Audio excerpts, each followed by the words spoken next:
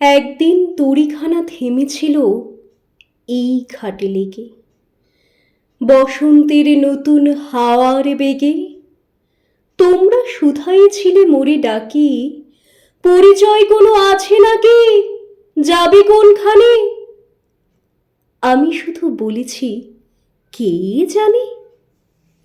দুঃখ আর বিষাদের সুরে আজ তব আহ্বান হে চির অনির্বাণ, গীত সুধা ধারে জাগাইছ মোরে, করিয়াছি তব অমৃত পান। আজি তব দোরে সৃষ্টিহীন করে, বিছাইছি তব তরে ক্ষুদ্র বাউল গান। আমি এক ক্লান্ত পথিক, লহ মোর প্রণাম হে গুরুবর।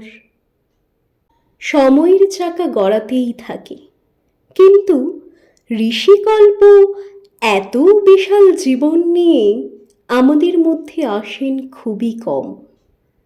এই শ্রাবণ ছিল কবির জীবনে তিল তিল করে আঁকা অনুভব আর অনুভূতির জলছবি। যখন পড়বে না মোর পায়ের চিহ্ন এই বাটে, আমি বাইব না, আমি বাইব না মোর খেয়া তরি এই ঘাটে গো। জোড়াসাঁকো ঠাকুর পরিবারের শ্যামল অঙ্গনের মায়া কাটিয়ে বেলা 12:10 অস্তমিত হলেন দিবাকর। তিনি চলে গেলেন অমৃতলোকে, প্রকৃতিকে কাঁদিয়ে তার অমর প্রস্থান। মৃত্যু অজ্ঞতা মোর, আমি তার তরে ক্ষণে ক্ষণে শিহরিয়া কাঁপিতেছি ডরে।